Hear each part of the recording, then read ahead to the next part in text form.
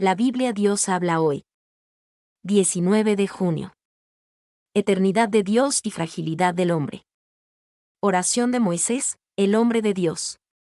Salmo 90. Señor, tú has sido nuestro refugio. Por todas las edades. Desde antes que se formaran los montes. Y que existieran la tierra y el mundo. Desde los tiempos antiguos. Y hasta los tiempos postreros. Tú eres Dios. Haces que el hombre vuelva al polvo. Cuando dices, vuelvan al polvo, seres humanos. En verdad, 1000 años, para ti. Son como el día de ayer, que pasó. Son como unas cuantas horas de la noche. Arrastras a los hombres con violencia. Cual si fueran solo un sueño. Son como la hierba, que brota y florece a la mañana. Pero a la tarde se marchita y muere. En verdad, tu furor nos consume. Nos deja confundidos. Nuestros pecados y maldades quedan expuestos ante ti. En verdad, toda nuestra vida termina a causa de tu enojo. Nuestros años se van como un suspiro. 70 son los años que vivimos. Los más fuertes llegan hasta 80. Pero el orgullo de vivir tanto solo trae molestias y trabajo. Los años pronto pasan, lo mismo que nosotros.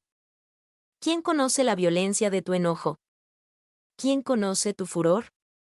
Enséñanos a contar bien nuestros días, para que nuestra mente alcance sabiduría.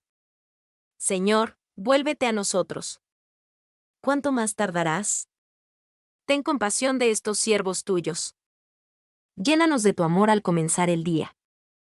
Y alegres cantaremos toda nuestra vida. Danos tantos años de alegría, como los años de aflicción que hemos tenido. Haz que tus siervos y sus descendientes puedan ver tus obras y tu gloria. Que la bondad del Señor, nuestro Dios, esté sobre nosotros. Afirma, Señor, nuestro trabajo. Afirma, sí, nuestro trabajo. El Señor es nuestro refugio. Salmo 91. El que vive bajo la sombra protectora del Altísimo y Todopoderoso. Dice al Señor, tú eres mi refugio. Mi castillo, mi Dios, en quien confío. Solo Él puede librarte de trampas ocultas y plagas mortales. Pues te cubrirá con sus alas. Y bajo ellas estarás seguro. Su fidelidad te protegerá como un escudo. No tengas miedo a los peligros nocturnos. Ni a las flechas lanzadas de día. Ni a las plagas que llegan con la oscuridad. Ni a las que destruyen a pleno sol. Pues 1000 caerán muertos a tu izquierda. Y 10.000 a tu derecha. Pero a ti nada te pasará. Solamente lo habrás de presenciar. Verás a los malvados recibir su merecido. Ya que has hecho del Señor tu refugio. Del Altísimo tu lugar de protección. No te sobrevendrá ningún mal. Ni la enfermedad llegará a tu casa. Pues Él mandará que sus ángeles te cuiden por donde quiera que vayas.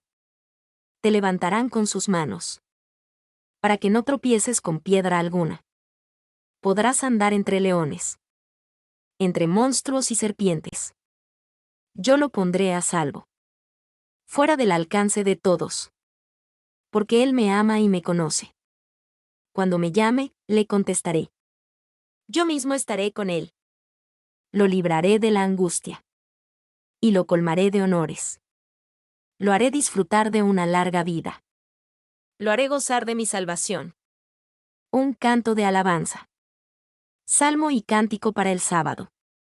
Salmo 92. Altísimo Señor. Qué bueno es darte gracias. Y cantar himnos en tu honor.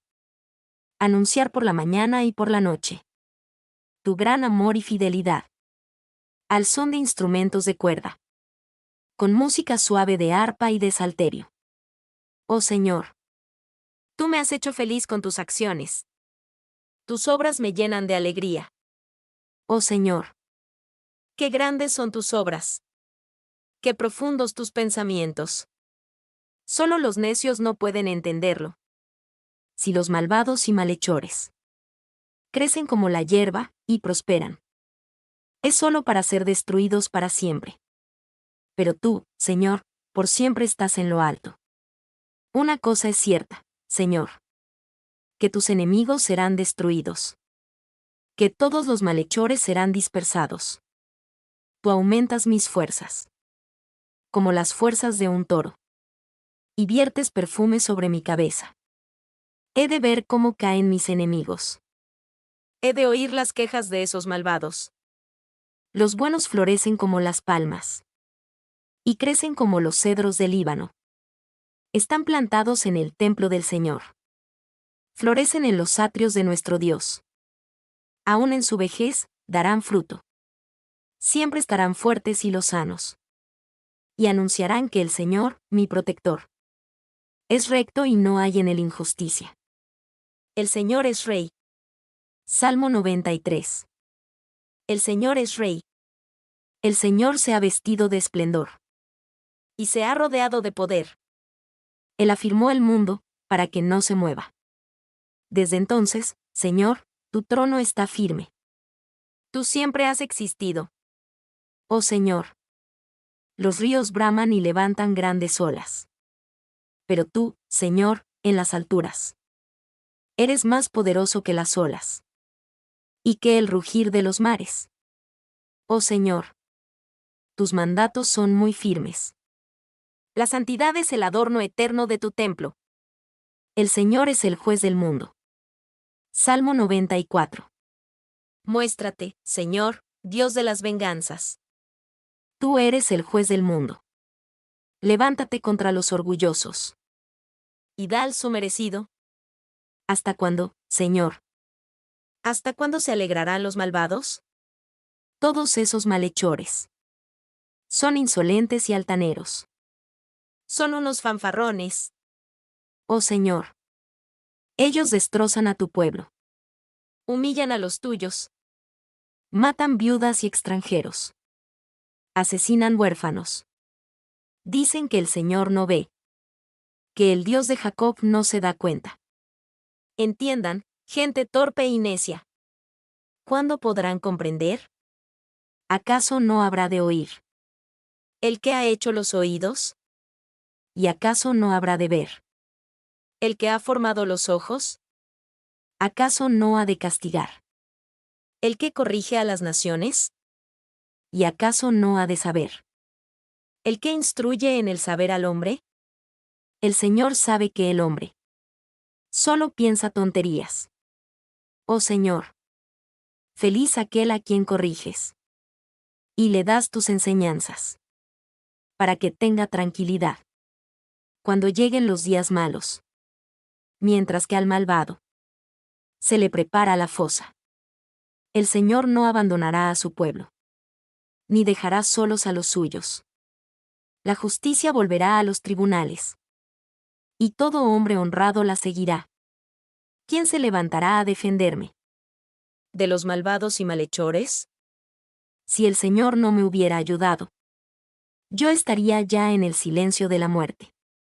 Cuando alguna vez dije, mis pies resbalan, tu amor, Señor, vino en mi ayuda. En medio de las preocupaciones que se agolpan en mi mente, tú me das consuelo y alegría. Tú no puedes ser amigo de jueces injustos, que actúan mal y en contra de la ley, que conspiran contra el inocente y honrado, y lo condenan a muerte. Pero el Señor es mi refugio. Mi Dios es la roca que me defiende. El Señor hará que los malvados sean destruidos por su propia maldad. Nuestro Dios los destruirá. Proverbios 19. Más vale ser pobre y honrado que necio y calumniador. No es bueno el afán sin reflexión. Las muchas prisas provocan errores. La necedad del hombre le hace perder el camino. Y luego el hombre le echa la culpa al Señor. La riqueza atrae multitud de amigos, pero el pobre hasta sus amigos pierde. El testigo falso no quedará sin castigo. El mentiroso no saldrá bien librado. Al que es dadivoso y desprendido, Todo el mundo lo busca y se hace su amigo.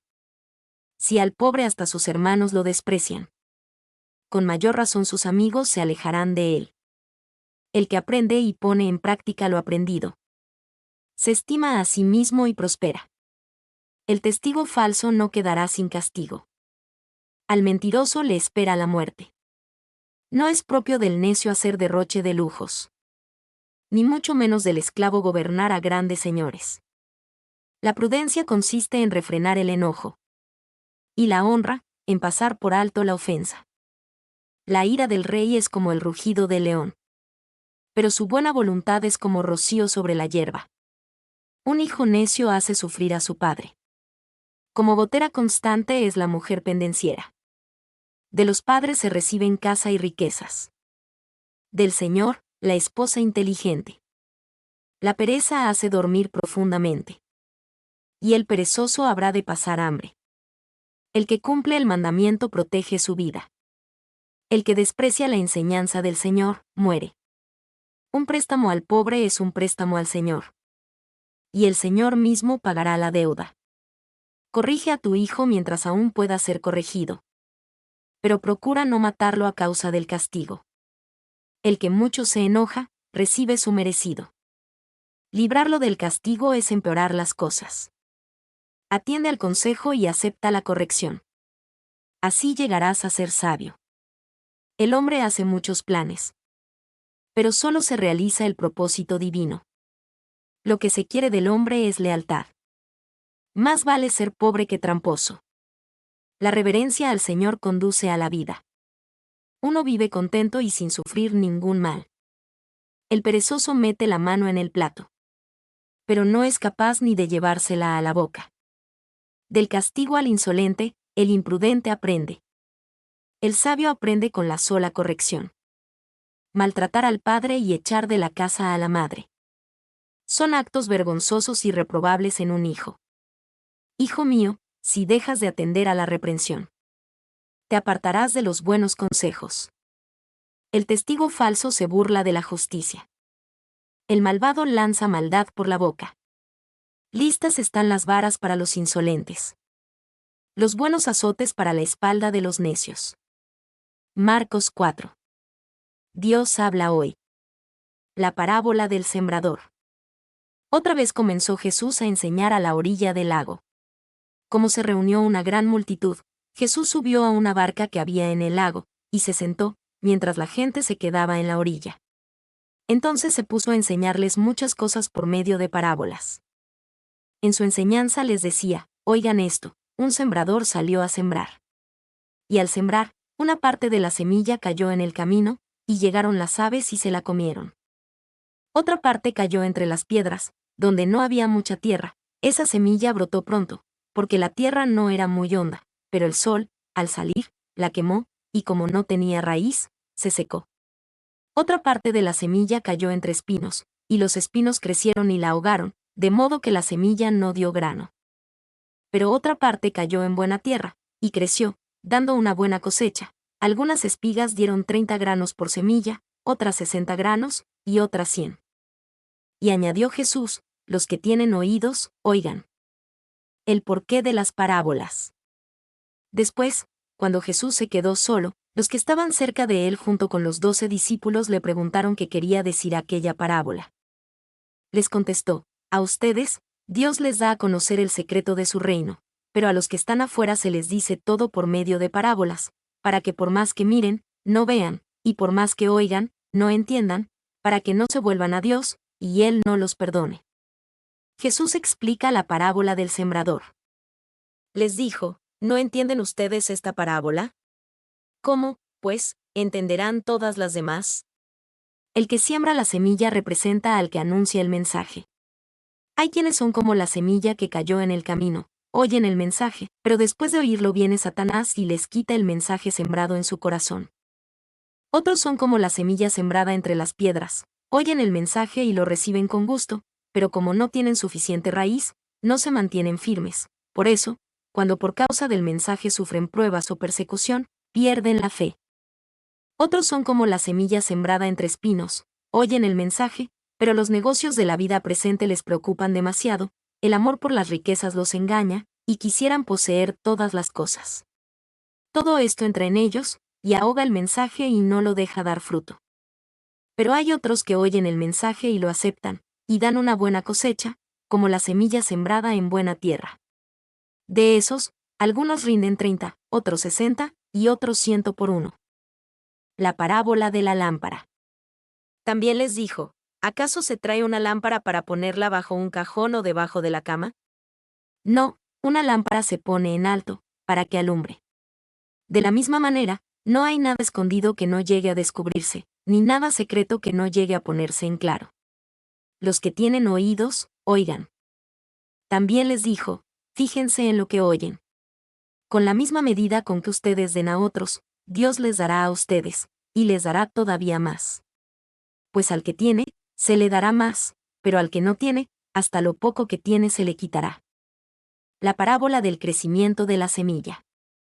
Jesús dijo también, con el reino de Dios sucede como con el hombre que siembra semilla en la tierra, que lo mismo da que esté dormido o despierto, que sea de noche o de día, la semilla nace y crece, sin que él sepa cómo. Y es que la tierra produce por sí misma, primero el tallo, luego la espiga y más tarde los granos que llenan la espiga. Y cuando ya el grano está maduro, lo recoge, porque ha llegado el tiempo de la cosecha. La parábola de la semilla de mostaza. También dijo Jesús, ¿a qué se parece el reino de Dios, o con qué podremos compararlo? Es como una semilla de mostaza que se siembra en la tierra. Es la más pequeña de todas las semillas del mundo, pero una vez sembrada, crece y se hace mayor que todas las otras plantas del huerto, con ramas tan grandes que hasta las aves pueden posarse bajo su sombra. El uso que Jesús hacía de las parábolas. De esta manera les enseñaba Jesús el mensaje, por medio de muchas parábolas como estas, según podían entender. Pero no les decía nada sin parábolas, aunque a sus discípulos se lo explicaba todo aparte. Jesús calma la tormenta. Al anochecer de aquel mismo día, Jesús dijo a sus discípulos: Vamos al otro lado del lago. Entonces dejaron a la gente y llevaron a Jesús en la barca en que ya estaba, y también otras barcas lo acompañaban. En esto se desató una tormenta, con un viento tan fuerte que las olas caían sobre la barca, de modo que se llenaba de agua. Pero Jesús se había dormido en la parte de atrás, apoyado sobre una almohada. Lo despertaron y le dijeron: Maestro, ¿no te importa que nos estemos hundiendo? Jesús se levantó y dio una orden al viento, y dijo al mar: Silencio. Quédate quieto. El viento se calmó, y todo quedó completamente tranquilo. Después dijo Jesús a los discípulos: ¿Por qué están asustados? Todavía no tienen fe. Ellos se llenaron de miedo, y se preguntaban unos a otros: ¿Quién será este, que hasta el viento y el mar lo obedecen? 2 Samuel 11. Dios habla hoy. David y Betsabé. En cierta ocasión, durante la primavera, que es cuando los reyes acostumbran salir a campaña, David envió a Joab y a sus oficiales, con todo el ejército israelita, y destruyeron a los amonitas y sitiaron la ciudad de Rabá. David, sin embargo, se quedó en Jerusalén. Una tarde, al levantarse David de su cama y pasearse por la azotea del palacio real, vio desde allí a una mujer muy hermosa que se estaba bañando. Esta mujer estaba apenas purificándose de su periodo de menstruación. David mandó que averiguaran quién era ella, y le dijeron que era Betsabé, hija de Eliam y esposa de Urías elitita. David ordenó entonces a unos mensajeros que se la trajeran, y se acostó con ella, después de lo cual ella volvió a su casa. La mujer quedó embarazada, y así se lo hizo saber a David. Entonces David ordenó a Joab que mandara traer a Urías elitita, y así lo hizo Joab. Y cuando Urías se presentó ante David, éste le preguntó cómo estaban Joab y el ejército, y qué noticias había de la guerra. Después le ordenó que se fuera a su casa y se lavara los pies. En cuanto Urías salió del palacio real, el rey le envió comida especial como regalo, pero Urías, en lugar de ir a su casa, pasó la noche a las puertas del palacio, con los soldados de la Guardia Real. Cuando le contaron a David que Urías no había ido a su casa, David le preguntó: ¿Por qué no fuiste a tu casa, después del viaje que has hecho? Y Urías le respondió: tanto el arca sagrada como los soldados de Israel y de Judá tienen como techos simples enramadas. Igualmente Joab, mi jefe, y los oficiales de su majestad, duermen a campo abierto. ¿Y yo habría de entrar en mi casa para comer y beber y acostarme con mi mujer? Por vida de su majestad que yo no haré tal cosa. Pero David le ordenó: quédate hoy todavía, y mañana dejaré que te vayas.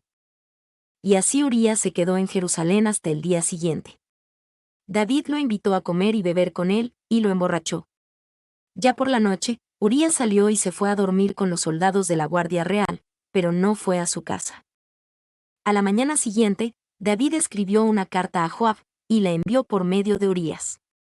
En la carta decía: pongan a Urías en las primeras líneas, donde sea más dura la batalla, y luego déjenlo solo para que caiga herido y muera. Así pues, cuando Joab rodeó la ciudad para atacarla, puso a Urías en el lugar donde él sabía que estaban los soldados más valientes, y en un momento en que los que defendían la ciudad salieron para luchar contra Joab, cayeron en combate algunos de los oficiales de David, entre los cuales se encontraba Urías.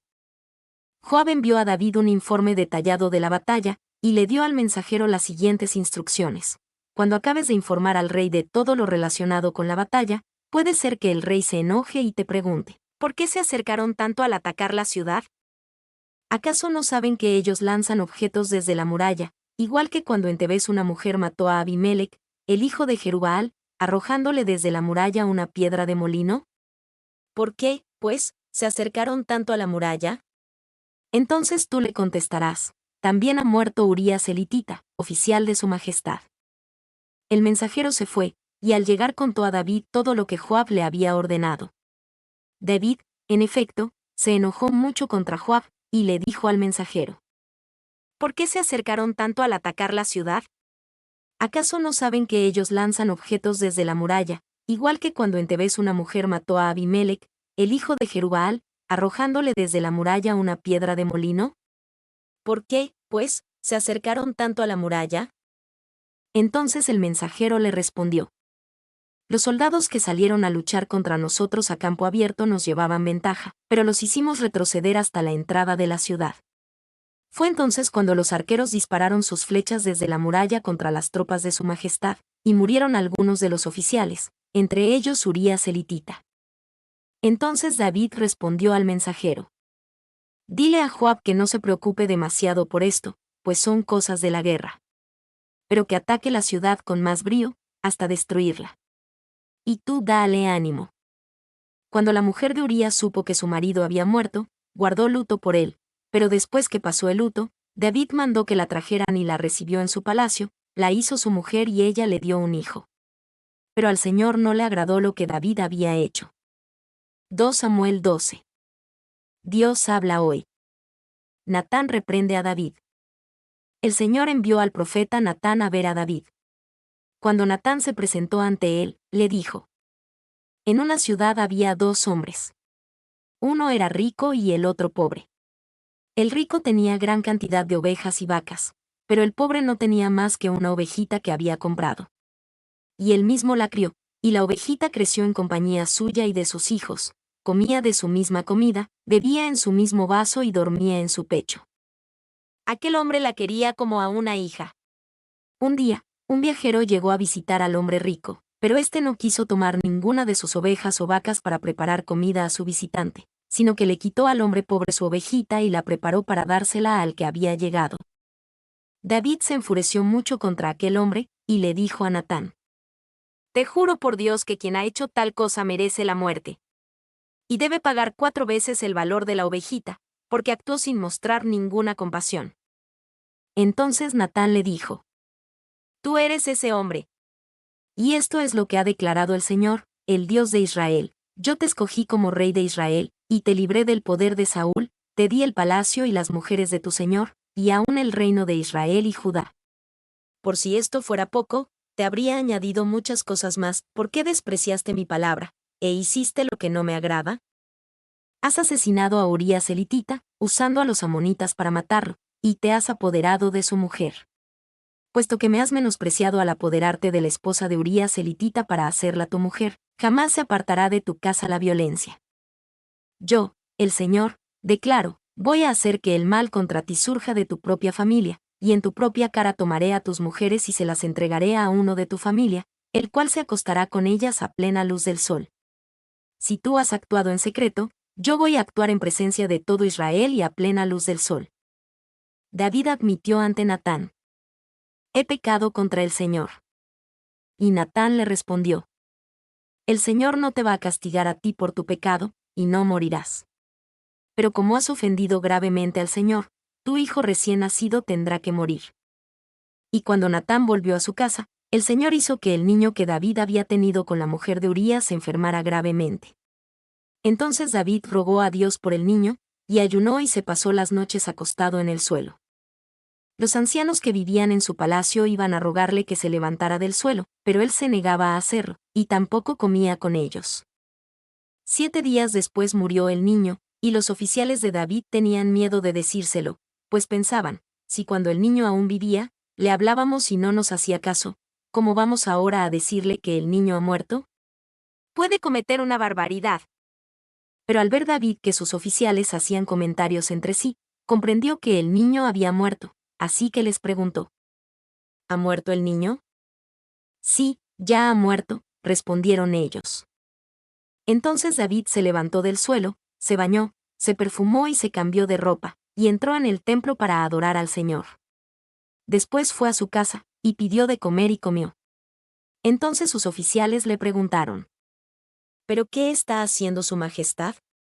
Cuando el niño aún vivía, su majestad ayunaba y lloraba por él, y ahora que el niño ha muerto, su majestad se levanta y se pone a comer. David respondió: cuando el niño vivía, yo ayunaba y lloraba pensando que quizá el Señor tendría compasión de mí y lo dejaría vivir.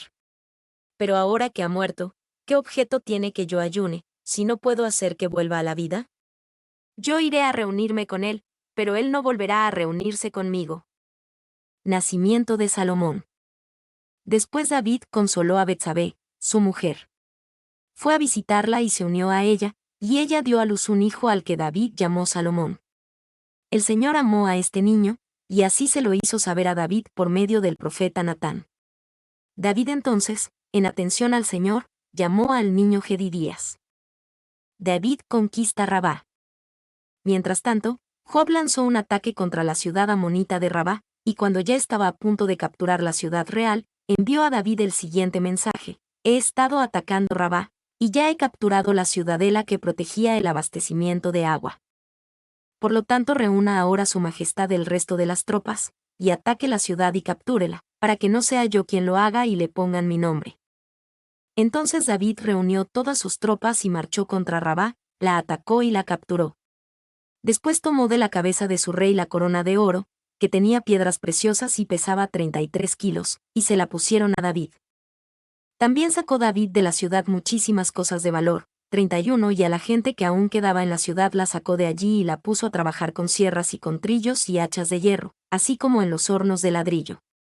Lo mismo hizo con todas las ciudades amonitas, y después regresó con todas sus tropas a Jerusalén. Daniel 6. Dios habla hoy. Daniel en el foso de los leones. El rey Darío decidió nombrar 120 gobernadores regionales para que se encargaran de las distintas partes del reino.